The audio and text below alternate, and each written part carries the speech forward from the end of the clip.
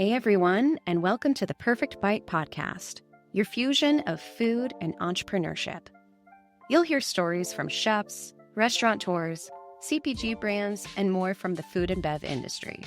All of them are at different points in their journeys, talking about their experiences and how they've cooked up something new. Let's dig in.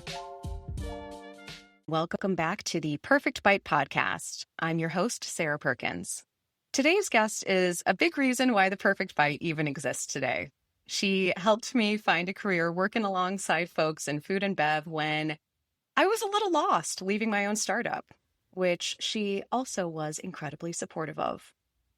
And that's really what her job is today, supporting entrepreneurs in the F&B industry through a platform you can buy all their delicious products in one spot. Please welcome today's guest, CEO and founder of Here Market, Disha Gulati. Hello. Hi, Sarah. Oh my goodness, that introduction. You're going to make me cry. 30 seconds in. Might be a new record. I know. Let's do it. But it's all true. It's all true. You and I have known each other for, I believe it's been almost 8 years. Oh my goodness, that long? Yeah. That's I got one of insane. those reminders the other day on Facebook about when my old startup launched in the same space that you're recording in. Yeah, that's crazy. That's Nuts. crazy. I know. But no one wants my story. We're here for your story today. Yeah. You know, I truly believe, I say this as a mom, but I also say this as a startup founder. The days are long, but the years are short.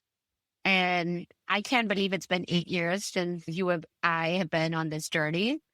But it really does feel like just yesterday when we met here in the space.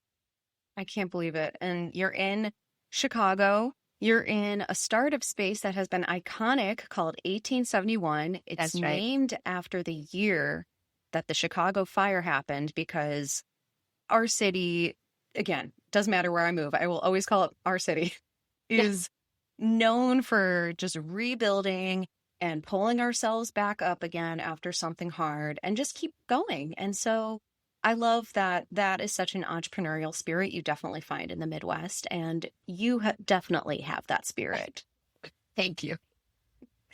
So I always love to take it back a little bit here at the Mhm. beginning. Tell us when you first fell in love with food and what were some of those favorite foods as a kid? So I don't think there is one memory where, I looked at a plate and I was like, oh my God, this is amazing. I come from a foodie family. So my dad's published 5 cookbooks. A bunch of my uncles have been owner-operators of restaurants along the way. So I remember playing in restaurant backyards, kitchens, while dad helped in the kitchen and mom was at the register, or going with dad on these photography sessions for his cookbooks. So food is our world. We were the family who talked about what we're having for dinner at breakfast. And at dinner, we talked about what was for lunch the next day. So food has always had main character energy in my life.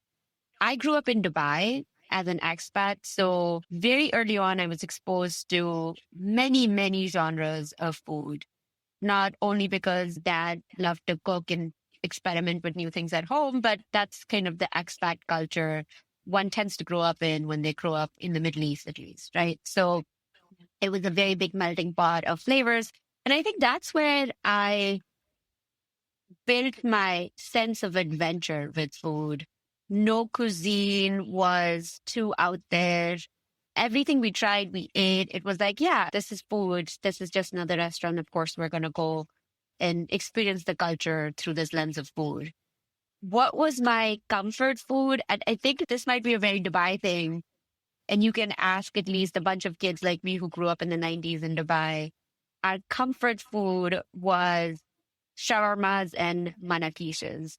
So Dubai was littered, and it still is, littered with these small shawarma cafes where they had the spits out, and the spits are usually out on like street facing. And the shawarma was 2 dirhams and 30 cents when I was growing up, it's like less than $1.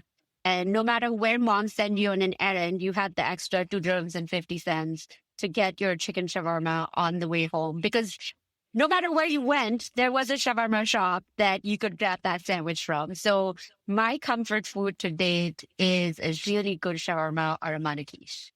Oh my gosh, that sounds so good right now. And are you a garlic sauce fan at all? I know you love some spicy. Girl, I'm Indian. The more garlic, the better. Always. That's the answer. This is also why we're friends. Yeah. I always need more garlic on anything. And I'm so envious that that's the way you were introduced to food growing up. Again, you knew my background, just like very Midwestern, and fell in love with different types of food later in life. So talk to us about Papa Gulati's cookbooks here. What are some of them? Can we still buy them? I don't know. Last I checked, they were on Amazon, and it's Papa Puri because it was before I got married. Thank you. And he was called the Super Indian Cook in Dubai. And honestly, this is the best story and the quintessential kind of parental story to tell. Is dad always loved to cook. It was always a hobby. But when I came to school in the US, so I came to Indiana, my brother went to USC, we would literally call him every other day and we'd be like, okay, how do you make this stew? How do you make this dal? How do you make ABCD? And he was so tired of just giving us the recipes that he started to type them out. And the more he put together, the more it started to come together. And his publisher friends were like, what are you doing? Why don't you just write a book? And so truly, his first Super Indian cookbook is a selection of very easy, 10 steps or less, Indian foods that basically we were making as freshmen here in the United States based on what we remembered and what dad was telling us over the phone. And remember, there was no FaceTime, no video chatting then. So describing how a dish was coming together on the phone was quite the feat. But dad was always so patient. He always hung around and he's like, tell me more. Is the water dried up? Is it soft now? So that gave us not just like this bar of like what good food tasted like, but the patience and the smells of something new cooking on a Friday afternoon in Dubai, because Friday is when, you got the day off, is what I relate to food. So food is not just something exciting, but food is also comfort and home for us. I was going to say a sense of home for you, even though you were thousands of miles away in little Bloomington, Indiana. I know. I'm sure with the Super Indian Cookbook, then you became very popular on campus. Yeah. I mean, just because I had the book doesn't mean I have the skills. I don't believe that. I don't. I'm still working on the skills. And again, what's funny is you always remember how your parents cooked it. And so it's never good enough. But it was helpful because coming back to Bloomington, Indiana, like the heart of the Midwest in the early 2000s, there weren't a lot of Indian options to choose from as there are today. So the book definitely came in handy. Definitely. So tell us a little bit more post-college. What was your career journey like? How did food and tech start to really come together here for you? Yeah, I have had a very kind of traditional career path, so to say, up until here market. Graduated from Indiana, went to work for Discovery Financial, did that for a couple of years. And I had a bunch of friends who were consultants and crisscrossing the country and the globe. And I was like, that looks like it's more fun. So decided to join a management consulting firm, spent close to 10 years at Deloitte, working with a variety of different clients in a variety of different industries. CPG happened to be one of the industries that I worked in, always focused on data and analytics. Got headhunted by a company called Mondelez, which is one of the larger CPG companies in the world. They own brands like Oreo cookies, Chips Ahoy, Cadbury outside of the United States, Sour Patch Kids, you name it. If it's a sweet tasting treat, they likely own it. And so went into industry and led global analytics for Mondelez. And that's where truly I experienced the intersection of technology and food. However, I was experiencing that intersection at a million-foot level, right? Working for a $30+ billion company having oversight in terms of data and analytics for hundreds and hundreds of brands across the world. But what I started to see was this, I would say, this crop of ankle biters in the market where emerging food and beverage brands were cropping up, not big enough for a company like Mondelez to be truly threatened by them. And again, this was the late 2010s, but interesting for us to take notice and see what was happening. And honestly, Sarah, what I was finding super interesting was how they were using data to build relationships, first party relationships with their customers, and truly harvest the shopper insights to strategically grow their brands in certain unique segments. Mm-hmm. And of course, at some level, Mondelez was also doing that. But, when you're working with billion-dollar brands like Oreo cookies, it's very hard to like overnight turn the ship, right? And mind you, they don't need to turn the ship overnight, right? If these are big brands, it's taken a lot to get them there, right? But we were seeing all of this innovation, not just in the actual product, but innovation in their go-to-market strategies that was happening that was truly intriguing to me. And that is what I wanted to press on further. And so what was that aha moment when, again, you're at a $30 billion plus company? Yeah. Like you said, you are in an amazing leadership role, but again, there are a lot of hoops to jump through if you want to have change and get something new done, or maybe it's bring on a new brand from, I like ankle biters as a phrase here. Yeah. What was that moment that you thought maybe it's time to do something new and strike out on your own and see if you can explore some of these curiosities a little bit more? Yeah. Honestly, there wasn't like one day I woke up and I'm like, I have it. There's a gap in the market and I must go explore this. And I can't sleep at night because there's this like unexplored white space just waiting for me. Right. So it was none of that. It wasn't as dramatic or as romantic. I think I always held a candle for entrepreneurship and building something that was mine from idea to fruition.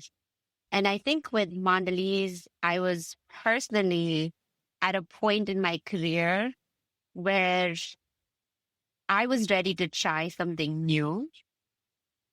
And personally, I had between Deloitte and Mondelez, I'd gone back to school, gotten my MBA at both, and majored in entrepreneurship. So always held this candle, lit it right as I went back to school, learned a whole lot more about what it meant to be an entrepreneur and start a company and all of those things. Did nothing with it for a few years because, like you said, I was on this path. It was a good path. Yeah. But after a few years in the industry, I just felt like I was at this point where I had the tools professionally to go out and try something. I had consulting experience, corporate experience, and MBA. I'd worked with a variety of Fortune 100 companies.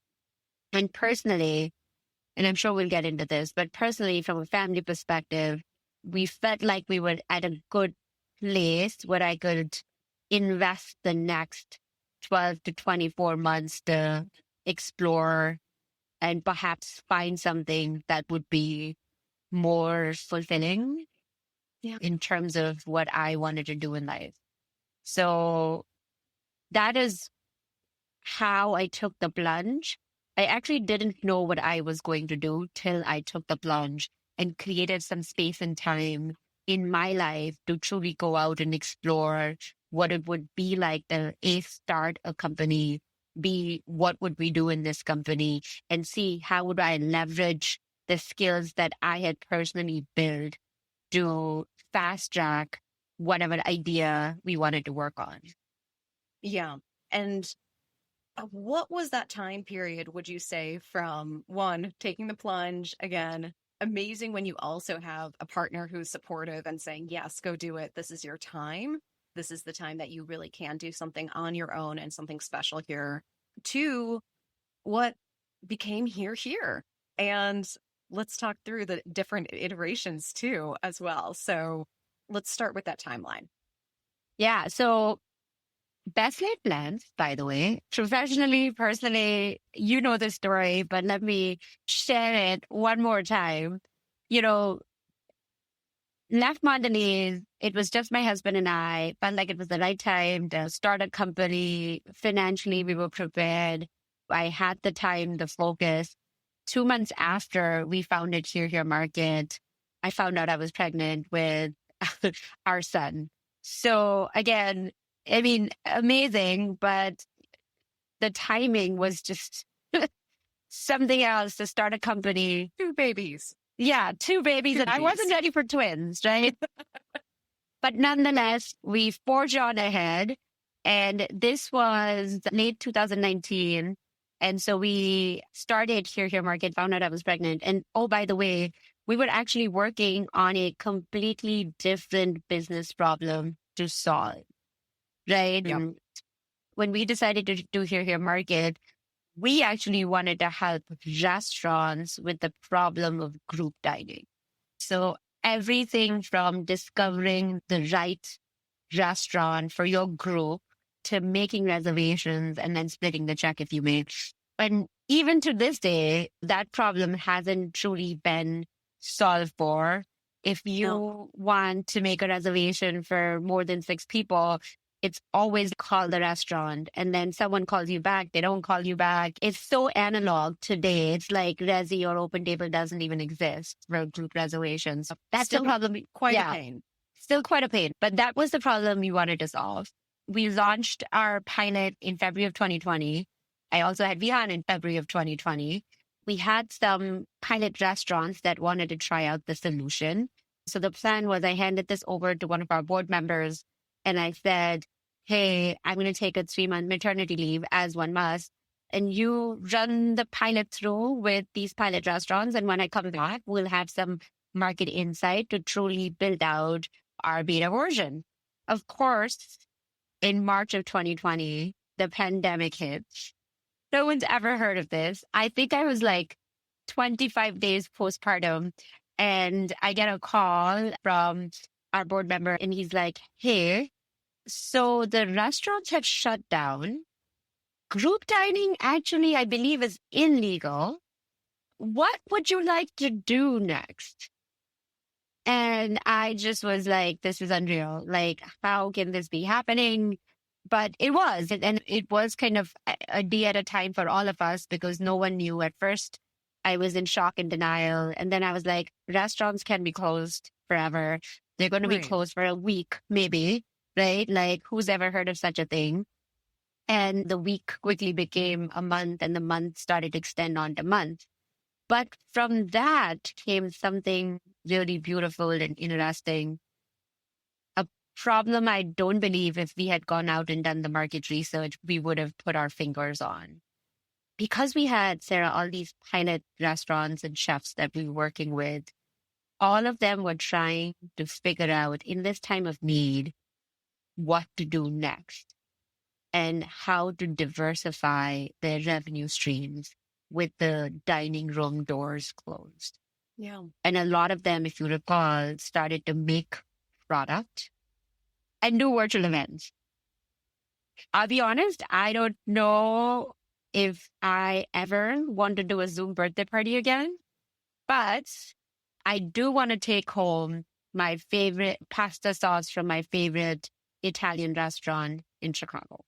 I do want to take home the spice rub that my favorite barbecue restaurant uses, right? And so from there came this idea of restaurant to retail, which was, why should this be a temporary fix for our hospitality industry? Why shouldn't restaurateurs and chefs have the tools and a playbook to build product and take it to market? And if you think about them diversifying their revenue stream, what a natural way to bottle up their magic and sell it to their fans, their patrons, their diners, right? Yeah. And what a good use of their brand equity that they've built in their restaurants. And I say this to especially our restaurant creators a lot. Imagine if you will, because they're like, oh, do I have the time? I run this restaurant. Can I build this product? I'm like, imagine if you will, they take home your spice rub and they might come see you once a month, once every 6 months, depending on where they live and what the restaurant is. But every day when they open their pantry, they're going to remember you if they have a product in there. So if nothing else, it's a way of creating some brand recognition and keeping you top of mind with your favorite diners. I was going to say, like, you created that moment and that ability to brand yourself further as a chef or as a food creator that used to only be available to folks who, say, had a TV deal or book deals, you know, the Ina Gartens of the world, or when Charlie Trotter had Trotters to Go and other products in stores. And it was because they were the quote unquote celebrity chefs. Yeah. But you finally gave that moment to chefs that might not have a big profile, but are ready to meet folks at home with the taste of the restaurant. Honestly, that is the biggest kind of gap or the chasm that these chefs needed to cross. Like, to date, they're building these amazing flavors, amazing products, but they're chefs and know the hospitality business. They don't know the CPG or retail business. So when you're in Ina Garten, you have a team around you, or Charlie Trotter. But when you are my favorite Italian restaurant in my neighborhood, you have nothing. It's just you. And the journey seems really daunting, in fact, impossible. So to give you an example, we've been working with a chef here in Chicago for the last number of years. I think he had his products on our platform before he even had a restaurant. And today he has 3, right? So we've been on this journey together. And recently he's been on a TV show. So he's now starting to build a national kind of following. And so what better way to connect with your national fans than through your products that they're also seeing you use or make in these TV shows, right? Because not everybody's going to come to Chicago to try one of these restaurants, but when they do, because they have the products, they understand the flavor profile, they are more likely to seek the restaurant out and seek him out, as opposed to if they had built no personal connection without these products. This is just one use case. There are so many other use cases, but it's amazing to watch when these rising stars start to fit the pieces together between their physical brands like restaurants and then their products. You can then be a national brand. And we talk a lot about restaurants. The chefs in restaurants now on Here Market only comprise of 30% of our total number of brands. We work a lot with artisans making small batch products. Examples would be olive oils that are single origin olive oils that have a limited batch quantity every year, right? But they're just these phenomenal products that we want to showcase. All the way to emerging CPG brands, oftentimes we might be their first retail channel, if not in their top 10 as they get out the gate. So from that journey in 2020, where we were working with 5 chefs, now we work with over 300 brands. Just so proud of you. So proud I got to be part of even a slice of the journey. Let's talk about 5 years ago when you were first building this, when you first said, okay, we're going to pivot completely, which I believe has been your superpower throughout this entire journey.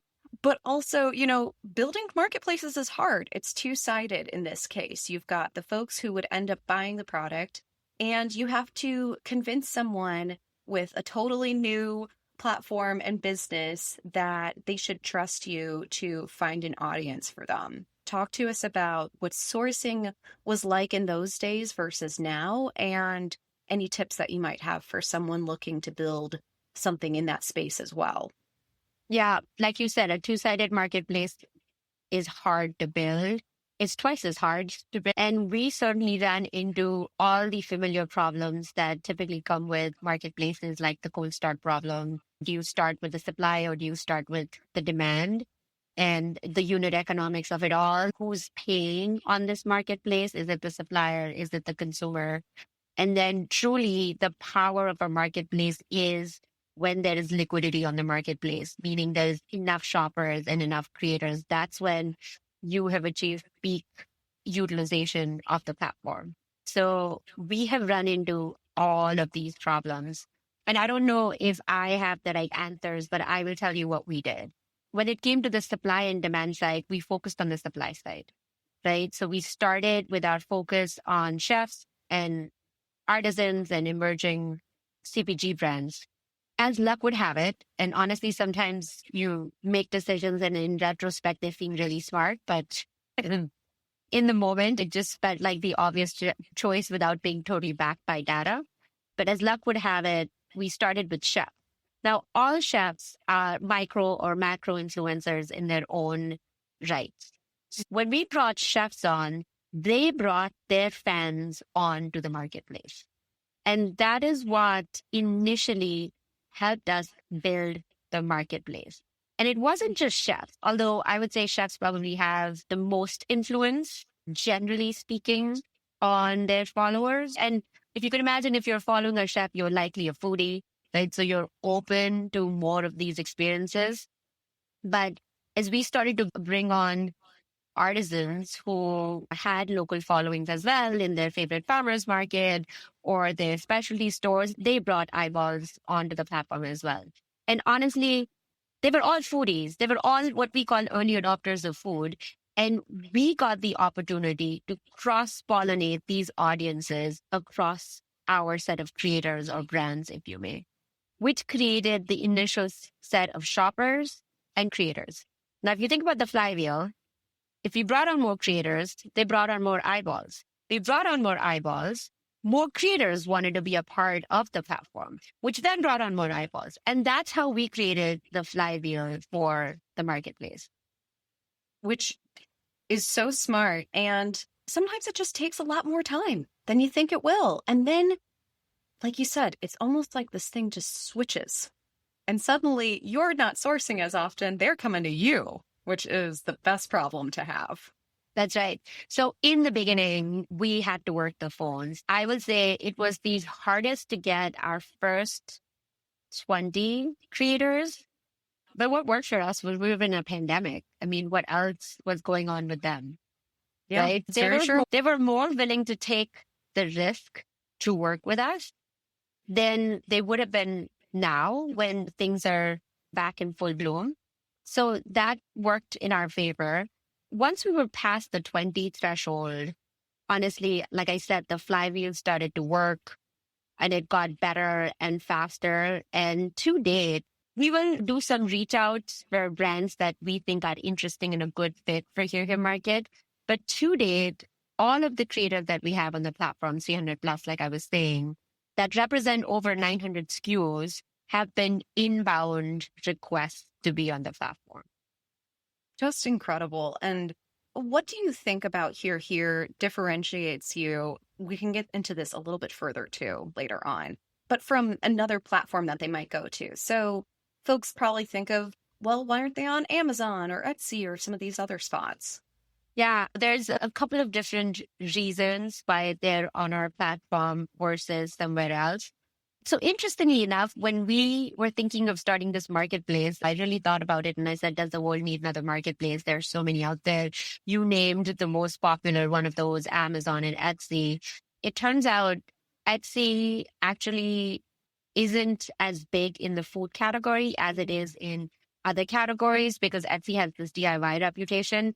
So when people think of food, they think that it's being made in someone's kitchen, which is obviously not the case, but Etsy has that reputation. So for our emerging creators, as we talk to them, that wasn't the right home for them. And to be honest, Amazon is cost prohibitive for early stage brands. And it's very pay to play. So it's not just about having your listing out on there, right? How do you appear in the searches and things like that? It's very pay to play. So in that sense, we were building a marketplace that was focused on a very specific category, which was food and bev. We were curating the brands we thought were interesting, had an authentic story. So it wasn't, again, a graveyard of like aspirational brands and we can go into that, right? But to date, every creator that we bring on, I have the first conversation with, we try every product. It is very important for us to represent quality and authentic stories on the platform. And again, if you're a early adopter of food and flavors, there wasn't really a convening platform where these shoppers who were looking for something that was not available in their grocery stores and creators who were looking for a specific type of audience could meet, communicate, and build communal relationships with, right? And that is the white space we decided to enter. Now, that was close to 4 years ago. Since then, what we have also learned is that it's not enough to just build the platform where our shoppers and our traders are convening. That's step one, right? Exposure. Step two is to give our creators some data-driven insights so that not only can they build their brand, but they can profitably scale their brand and increase their probability of success. Because what I learned is a lot of these little brands make a ton of very important decisions around costing and promotions and campaigns based on their gut and who they think their audiences are and what they think their pricing should be versus what the data and the analytics is telling us. I love how that's bringing back your learnings from Mondelez, but That's into right. that smaller scale and say, well, one, these brands and creators, we love that they have a little bit more of an interesting story behind them that you can really connect with. You understand the flavors and the ingredients going into them, and you can trust them. But I love that you're supporting folks, not just from a, okay, here you're out, here's another spot to buy it, but that next level. It's almost like a virtual version of an accelerator or an incubator for these folks to say, hey, I can actually learn how to do my business better. And it might not be the first thing that comes to mind, but here are all these tools that are built in for me. So what is that like now for a creator these days when they say log on and look at their portal? Yeah. So I like to think of Your Market, and I say this to every creator that I talk to, is think of this platform as your commercial sandbox. It is probably the first commercial sandbox that you have access to, where not only are you selling your products and building these relationships with your first 1,000 customers, for example, you also have the opportunity to test and learn pricing, test and learn positioning, test and learn packaging, right? Put it out there, change a few factors, see what happens, learn from that, and move on. So the example to give you is one of our creators got onto our platform 3 years ago with this amazing product. Let's call it a chili oil, right? The chili oil out the gate was doing really well. And 6 months in, the creator came to us and they said, you know, the chili oil is doing really well. I'm looking at all the other chili oils that are in your marketplace, and we feel like we're underpriced. And I said, I think you might be right, but there's only one way to test it. Let's switch pricing and see what happens. So we ran this test over the next couple of months to see if we switched pricing, if we went up by $1, would demand be impacted? And it turned out that demand wasn't impacted, and more importantly, repurchase wasn't impacted. So we came back and we said, actually, there's room to grow. You can increase your pricing. The same creator that we were working with, we started to build a review profile. Remember building your first 1,000 customers, which is critical to build your community of early adopters, because these are the people who are not only invested in you and will give you feedback, but these are your evangelists. These are the people who are going to stand on top of a building and scream about your product and give it as gifts to other people and bring it to dinner parties and cook with it and so on and so forth, right? And we started to get feedback on this product that it was too spicy for a lot of people. It was a great product, but it was too spicy, right? So that is when she introduced a milder version. And now that's in the market, and we're starting to see how that as a SKU is trending. So all of these decisions were made on, and I would say like forward momentum decisions have been made on insights and the analytics that we've been collecting on the platform. That is so brilliant because instead of, say, again, when I think of a food creator or a chef, at the end of the day, they're an artist, right? They have very artistic souls. So you could tell someone, I think it's too spicy, and they could go, oh, screw you. Yeah. You just can't handle it. I've heard that. It's like, I'm not going to compromise the authenticity of my product. But, when the shopper speaks with their wallet, you tend to listen. And that's the channel we're opening up for them. And I think it's cool because then they can learn how to balance both sides of the brain, which is how you win. Yep.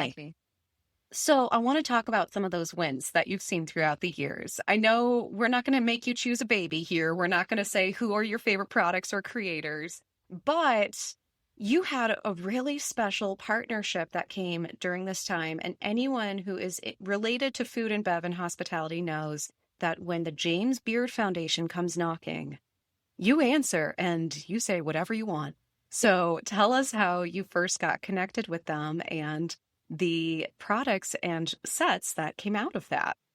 Yeah. So I actually have to thank To Chicago, which is Chicago's arm of tourism and conferences, I believe. Mm-hmm. And they, as the city of Chicago, has been hosting the James Beard Awards for the past so many years. And so 2 years ago, they came to us and they said, hey, we're hosting the awards again this year. And it seems like you've aggregated an interesting roster of award-winning chefs on your platform. Is there something we could do together to kind of represent, showcase the chefs in the city while the awards were going on? And at the time, we came up with this, we think an amazing idea, which was we looked through our roster of local Chicago chefs, and so many of them were James Beard nominated. And we said, what if we created a James Beard deluxe gift box, right? Which truly showcased products from these award-winning mimes and restaurants in Chicago. And that was just the beginning. We did that the first year when we did the awards. I want to say that was 3 years ago when we did the awards.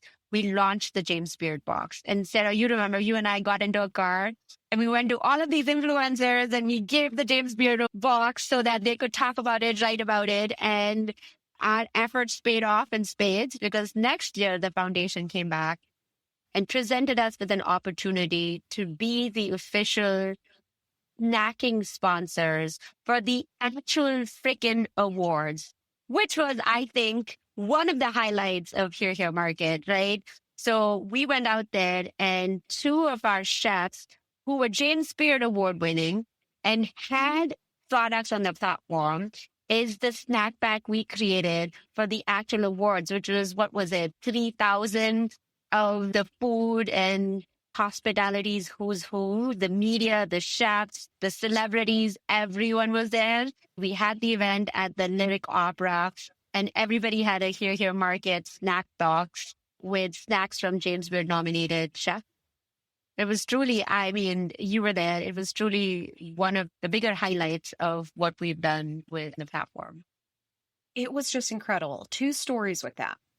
One, so just talking about 2 years ago when it was those thousands of gift bags we were filling. Yeah. You and I. Yeah, you and I. And we're on our hands and knees in that beautiful hall as you go into the Lyric Opera building of Chicago, which is iconic in itself. And we're sweating and stuffing these snack bags. And every now and then peeking into the theater itself where we're watching the presenters start to practice, which was incredible. And I just remember this moment during the packing. I look over and that year, Gail Simmons, the beautiful, iconic, stylish, very accomplished Gail Simmons with Andrew Zimmern, they're practicing their essentially like promos that I think they were putting out on social media that day. Walk towards us down the hall, Gail. And I was like, we are feet from Gail. And I have never looked uglier. And that was not the moment, but we are manifesting that she'll come on this pod one day because she is one of those women in this space that we all just look up to. Oh my goodness. And her story's so cool too. So that was one funny moment, which is again, the example as well of like, you just got to put in the grit and it doesn't matter. You pull it off, you put it together. Yeah. The other celebrity moment we had was 3 years ago. So this is the after party of the James Beard Awards. Disha goes, she's looking gorgeous. And our colleague, who is an amazing brand strategist out of Chicago, Carly Connolly, hi. The three of us go to the after party. And this was the chance you can really get some of the bites at the booths and some drinks, but also it's really important for networking. And so we're rubbing shoulders with folks who have got their medals on their necks. Gregory Gourdet was walking around he was in this pink Gucci suit, and I'll never forget it. He looked so cool. And this is the summer the bear launched. And so lo and behold, on the cusp of superstardom, but not quite yet, Jeremy Allen White's walking around the party with his publicist, just cool as a cucumber. He was incredibly nice. He was a little quiet, actually. And you were so excited because you had watched Shameless and I had not. So we actually spent time with him and it was really cool. Yeah, those were my best pictures from all of the James Beard Awards I've attended, let me tell you. I'm telling you. And like now he's out here in his Calvins and we had no idea. Exactly. I mean that, yes. Highlight of the party was Jeremy Allen White, let me tell you. Maybe we can share the selfie with the show notes here because I think I would love that actually. It's my prized possession. Listen, I think that it's important to treat people like people and to not be afraid, except for, again, Gail, not when you're feeling ugly. Sarah, you were glowing. Thanks. I was sweating. Yeah. But I have to say that those might have been some of the more glamorous and funny times, but it was all because we were putting hard work into something that you now continue to build and just turn into something just really special that is helping push people forward. So I'm glad that folks get to hear our little moments that we had with a couple of glasses of Moet there. So I want to talk about some of those challenges that you've had over the years. You know, that it's not all glasses of Moet Hennessy and hanging out with celebrity chefs and things along those lines. It's tough work. So share with folks, what are some of those hardest moments that you feel like you overcame and are able to still be here today? Where do I start there? If anyone's ever built a company from scratch, it's a roller coaster, right? The highs are high and the lows are low. Yeah. And you have to remember the highs when you're in your low times. And for me, I have learned in the last 4.5 years that no low is so low that you cannot overcome it. That has helped readjust my mental state of mind, because in the beginning, it was, oh my God, we're one bad decision away from us shutting down shop. And I don't think that way anymore. We have 300 brands that we have to answer to, that we're rooting for, that we're supporting. So it has to be something catastrophic that will truly wipe us out. So when you put that into perspective, I think the lows are just kind of little divots in the journey. But we've had so many. Prior to starting this company, for example, I'd never fundraised. And when we did our first round back in 2023, it was an interesting time. We were coming out of the pandemic. Things were readjusting. There wasn't as much dry powder in the market, although that's how it felt in 2023. And now it feels even worse. But it was tough. We had conversations with over 100 investors to get less than 10 checks in. And that was quite the journey we went on, because everyone has an opinion. I personally heard everything from like, this is the worst idea in the world, you should go get a job, to, oh, if this idea goes anywhere, we can replicate it overnight, or one of my portfolio companies can replicate it overnight. So you should not be doing this. All the way to, this is a good idea, but if you actually took it and completely went 180 with it, it would be better. And you're getting so much feedback in a compressed 90 to 120 day period is hard while you're still running a company, leading a team, watching your cash flow draw down. So I would say those 6 months, 7 months when we fundraise were some of the lowest of the lows because you question everything, right? But I'd like to think I've come out of that as a stronger leader and somebody who has leaned in more into our mission and feel more confident about the problem that we're trying to solve for than ever before. Yeah. And when you're getting that type of feedback from folks who most of them haven't even started companies themselves. Yeah. They're just looking at like market data and trends and they're saying, oh, this is what I predict. They're on that other side of the wall in a lot of ways. And you're trying to create a marriage that is hopefully long lasting and that is beneficial for both sides. But even though you're talking business, it can just feel so personal. So personal. Yeah. When you start the business and it's something that you kind of put the first stone for into the ground, it feels like it oftentimes becomes one with your identity. And we need a whole other podcast to talk about. That's a whole other, there's cocktails involved in that one. Exactly. Fundamental health is a whole other thing. Again, always, if you can always be committed to the problem, the how is going to continue to evolve and change. And sometimes it feels like, hey, we've invested so much into the solution, if you may, this assertion. But what the market is now telling me is that this is not the right answer. And earlier I felt, oh, that means we're solving the wrong problem. But what I have learned since is if you believe you're solving the right problem, your answer might have to change.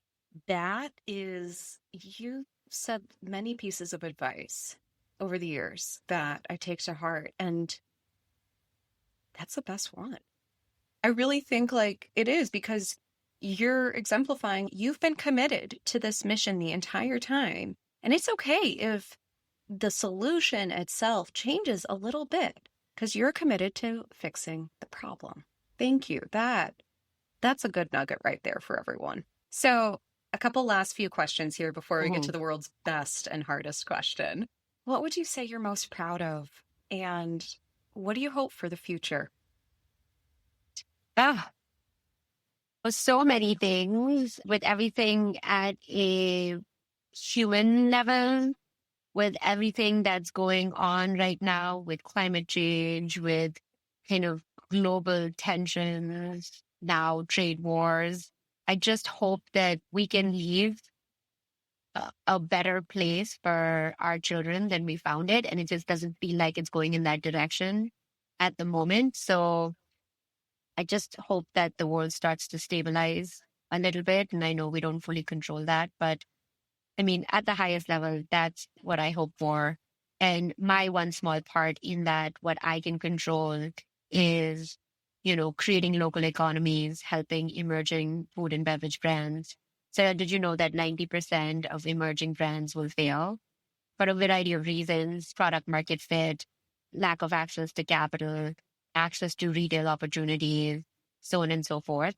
So maybe I cannot control which country goes to war with which country, but maybe what I can control is helping the 10 big breakthrough brands from your city and my city actually be successful and have the ability to build sustainable long-term businesses. Yeah, and have a seat at the table because that's where we all like to be for food. Yeah, for sure. Truly have a seat at the table, right? I mean, when you build these emerging brands and they have a voice, I think they have something very interesting to say. And small businesses, these are the brands that create jobs. And honestly, to me, these are the brands that are bringing innovation into food and bev. And 100%. That's exciting. Yeah, it's something new. And sometimes that something new is going back to what worked way a long time ago when we weren't processing things as much. Yeah. And going back to real ingredients. Yeah. And that actually also goes back to local a little bit. You don't need to add so many preservatives to make it so shelf stable that it can travel the world. 100%. So, what's your one piece of advice for someone who would like to become an entrepreneur and start something on their own? Oh my God. I would say do your homework, build the blueprint and build the company before you build the company. Mhm. Build your network of advisors, build your network of investors if you have them, but that's hard. Maybe even have your first customer lined up before you truly go into it head first. And especially like I was a late stage entrepreneur. I quit a job to figure out what I wanted to do to start the journey. I think there's some parallel tracking that can truly happen. And no matter where you are in the country, there are so many resources for free that are available, right? Whether it's ecosystems like Sarah and I were talking about at the beginning of this session, or online courses or forums, find them, connect with them, learn from them before you make the mistakes yourself. Now, I'm not saying you're not going to make the mistakes, but there are a lot you can mitigate if you do your homework. Do your research. Do your research and access. There are so many free resources available to entrepreneurs, everything from like AWS to CRM solutions, so like platforms to networks to advisors to like co-working spaces. Connect all the dots, be super, super frugal, even if you have access to capital. Because, I mean, take it from me, you will go through so many pivots that you will need the staying power. Very few people get it right the first time. Usually it's iteration 9 or 10. So you need the staying power to actually get the iteration 9 or 10. I love that. It's keep your runway long as you can, and keep your soul and your energy long, because this is a marathon. It's not a sprint, baby. Yeah. Yeah. I'm surprised when people are like, I'm giving this 2 years and then I'll see what happens. Like, what? Nothing happens in 2 years. To be honest, again, there are a few companies that right place, right time, but those are the anomalies and not really what generally happens. Yes. And for the long haul, for sure. Yeah. All right, Disha. So here we are. So on this podcast, it's not only called The Perfect Bite because it's a bit of a perfect bite of my career to date, from journalist and editor to entrepreneur myself and then working with folks in food and bev, but it's because each of us has our own perfect bite. We each have our own unique tastes and our own moments in life where food played a really special moment, and it's just it's our own perfect bite. So, Disha Gulati, what is your perfect bite? For me, it's going back to my dad and his home cooking. For me, it's an Indian food that my dad made often on Sundays, which was called chana bhatura, which is chickpeas and this big deep fried doughy bread. It just brings back so many memories. And I've had chana bhaturas like all over the world, many places in India. I think my dad makes it the best. And what is uncanny is now my 5-year-old's favorite thing in the world is a chana bhatura. Even though my dad lives in India, he's never tried my dad's chana bhatura, but he came to it all by himself. And it's just so interesting to watch. And it truly has now become the perfect bite for our household. I'm telling you, everyone always makes me cry with these. They're so special. It's in the DNA. It is truly generational. Yeah. Oh, that was a good one. Thank you. Yeah. Just so you know, his number 2 is butter pasta. So I'm just so glad. That's every 5-year-old. Thank God.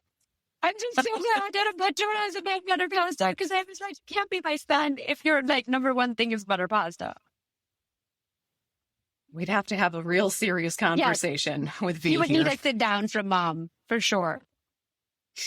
Oh, Disha, this was so much fun. Thank you. This was so amazing. I'm so glad everyone got to hear the story that I have loved so much and your advice here. Can you let folks know where to find you and hear your market? So list the social accounts, the website, and anywhere else that we can find these amazing products. Yes. Here'sYourMarket.com. We're doing weekly drops of new products, so come and check us out. You can also find us on Instagram. It's HereMKT. On Instagram, you can find me on LinkedIn, Disha Gulati, or on Instagram. I'm more responsive on LinkedIn, but I'm Chi-Town Disha on Instagram. Sarah, thank you so much for having me. It was such an honor.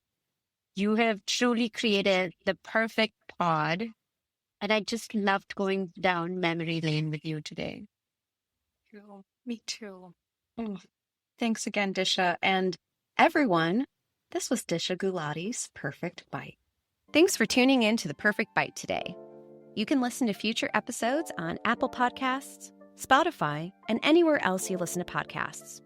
Thanks in advance for subscribing, rating, and reviewing. You can follow The Perfect Bite on social media @PerfectBitePod. Now go get something good to eat.